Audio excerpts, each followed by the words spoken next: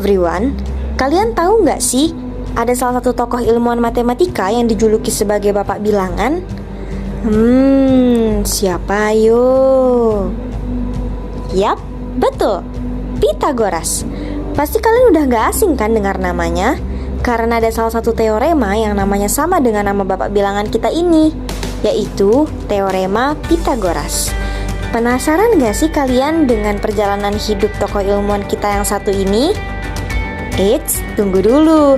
Ada pepatah klasik yang mengatakan, tak kenal maka tak sayang. Oleh karena itu, sebelum kita telusuri kehidupan Pythagoras, kita kenalan dulu yuk.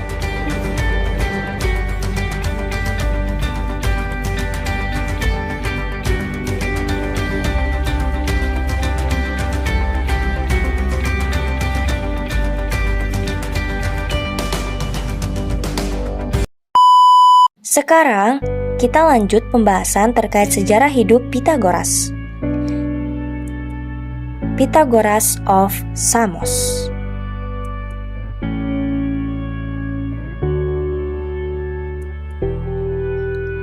Pythagoras adalah seorang matematikawan dan filsuf Yunani yang paling dikenal melalui teoremanya. Ia dikenal juga sebagai Bapak Bilangan, karena dia memberikan sumbangan yang penting terhadap filsafat dan ajaran keagamaan pada akhir abad ke-6 sebelum Masehi. Pythagoras lahir di Pulau Samos, Yunani Selatan pada tahun 570 sebelum Masehi. Ayahnya bernama Mnesarchus, seorang pedagang yang berasal dari Tire. Karena banyaknya legenda dan kisah-kisah buatan mengenai dirinya, jadi gambaran rinci tentang Pythagoras itu tidak terlalu jelas.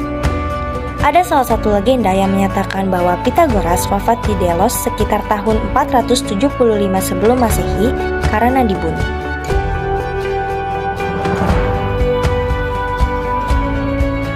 Story of Pythagoras. Masa kecil Pythagoras. Pythagoras menghabiskan sebagian besar masa kecilnya di Kepulauan Samos. Ketika ia tumbuh dewasa, ia mulai menemani ayahnya dalam berdagang. Ayahnya Mnesarchus pernah membawa Pythagoras ke Tirus. Di situ ia belajar di bawah para sarjana dari Suriah. Ada juga kemungkinan ia mengunjungi Italia bersama ayahnya ketika berdagang. Belajar ke Thales. Pada usia 18 tahun, Pythagoras pergi ke kota Miletus untuk bertemu dengan Thales, yang merupakan seorang ahli matematika dan astronomi. Meskipun pada waktu itu Thales sudah terlalu tua untuk mengajar, pertemuan itu cukup membuahkan hasil. Karena dari hasil pertemuan itu menimbulkan minat Pythagoras dalam ilmu pengetahuan, matematika, dan astronomi. Sebenarnya, selama hidupnya, dia suka berkelana ke berbagai tempat, seperti Mesir dan Babilonia. Selama perjalanannya, ia mengumpulkan ilmu dari peradaban tempat yang dia kunjungi. Dia juga mulai menetap di salah satu tempat, yaitu di Kroton, Italia, dan mendirikan sekolah yang bernama Pythagorean. Di sekolahnya, Pythagoras mengajarkan para pengikutnya bahwa segala sesuatu yang ada di alam semesta ini bisa dinyatakan dalam bilangan-bilangan. Karena itu, Pythagoras dan para pengikutnya sangat memuja angka dan rasio-rasio yang bisa dinyatakan dengan bilangan tersebut. Kalian tahu nggak sih, kenapa Pythagoras yang mendapatkan penghargaan dan namanya dipakai untuk menamai perhitungan relasi antar segitiga siku-siku? Jadi, Pythagoras mendapat penghargaan atas teorema ini karena dia dianggap sebagai orang yang membawa pengetahuan tersebut ke peradaban Yunani, yang selanjutnya menjadi pusat ilmu pengetahuan pada zamannya. Pythagoras juga diusung sebagai yang pertama kali berhasil mendokumentasikan serta membuktikan teorema ini secara sistematis. Jadi, sejak saat itu, pengetahuan relasi antar sisi-sisi segitiga siku-siku disebut sebagai teorema Pythagoras.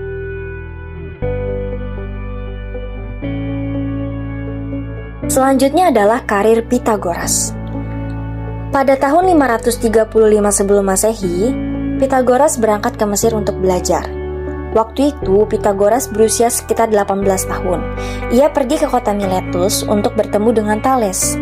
Di sana ia belajar, dan pada saat itu Thales sudah terlalu tua untuk mengajar. Karena Thales pernah mengunjungi Mesir, ia merekomendasikan kepada Pythagoras untuk pergi ke Mesir juga. Pitagoras pun pergi dan tiba di Mesir sekitar 547 sebelum Masehi, ketika ia sudah berusia 23 tahun. Dia tinggal di Mesir selama 21 tahun untuk belajar berbagai hal termasuk geometri dari pendeta Mesir. Dan di Mesir juga ia mempelajari teorema yang sekarang dikenal dengan teorema Pitagoras. Selanjutnya, pada tahun 525 sebelum Masehi, Pitagoras belajar matematika dan musik di Babilonia. Pitagoras merupakan salah satu ilmuwan yang sangat cepat beradaptasi atau berhubungan dengan orang lain. Dan pada saat ia di Babilonia, ia sangat mudah beradaptasi dengan para imam Persia yang dikenal sebagai orang Majusi. Pitagoras mulai belajar matematika dan musik di bawah bimbingan mereka. Selanjutnya, pada tahun 520 sebelum Masehi, Pitagoras kembali ke Samos. Kenapa Pitagoras kembali ke Samos? Karena pada saat itu Kambias II dari Persia meninggal dalam keadaan misterius, dan juga Polikrates, penguasa tirani Samos kala itu, juga terbunuh. Nah, peristiwa ini yang menjadi kesempatan bagi Pitagoras untuk kembali ke Samos. Selanjutnya, pada tahun 518 sebelum Masehi, Pitagoras pindah ke Italia. Tepatnya, Pitagoras pindah ke Kroton, Italia, akibat tekanan dari rezim tiran Polikrates di Samos yang menyebabkannya kesulitan mempraktikkan ajarannya. Pitagoras membawa perubahan yang besar pada keadaan masyarakat Kroton. Kemajuan Kroton menyebabkan perpecahan dengan kota tetangga, yaitu Sibaris.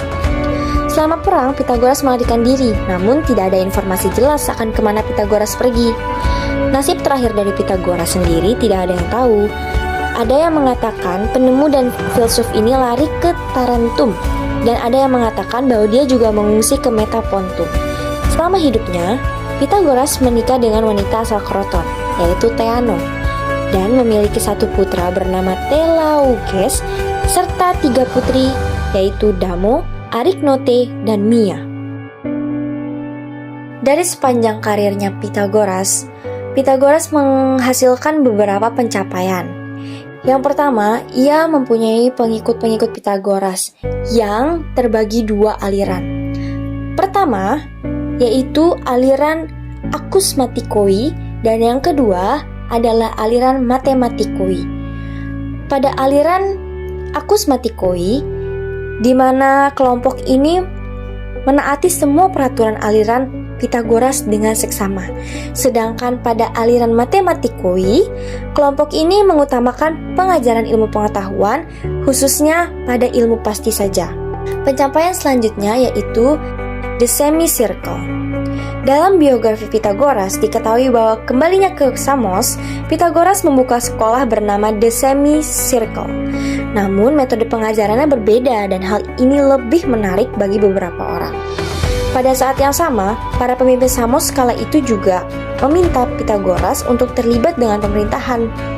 Namun, itu tidak menarik hati Pitagoras. Pencapaian ketiga yaitu adanya kaum Pitagorean. Kaum Pitagorean adalah sebuah komunitas dari murid-murid Pitagoras. Pitagoras mendirikan sebuah tarekat beragama. Jadi, tidak semua murid-murid di Lyceum milik Aristoteles atau Akademia milik Plato, para Pitagorean selain mempelajari matematika, mereka memiliki kepercayaan mistik dan tradisi yang ketat.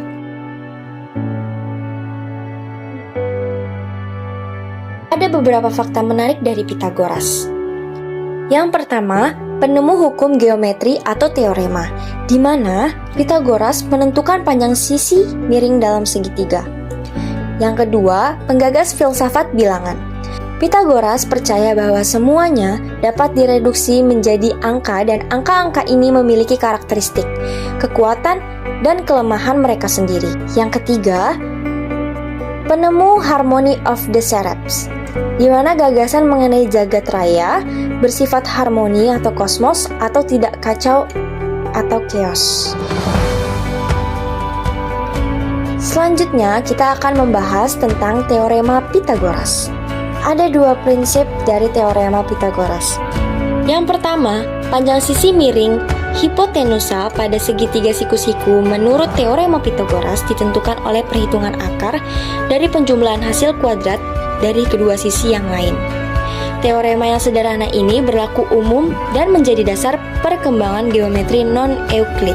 Yang kedua, teorema Pythagoras ini juga menjadi inspirasi awal baik bagi Einstein dalam menyusun teori relativitas umum maupun bagi seluruh fisika modern yang mencoba menyusun teori terpadu melalui manifestasi ruang waktu geometri. Dan yang terakhir ada kutipan menarik dari kisah Pythagoras, yaitu pilih olehmu pihak yang kalah tapi benar, dan janganlah sekali-sekali engkau menjadi pemenang tetapi zalim. Kutipan yang baru saja dibacakan menjadi penghujung video pembelajaran kita pada kali ini. Terima kasih kepada teman-teman yang telah menyempatkan waktunya untuk menonton video ini sampai habis. Semoga bermanfaat. See you in the next learning video. And goodbye.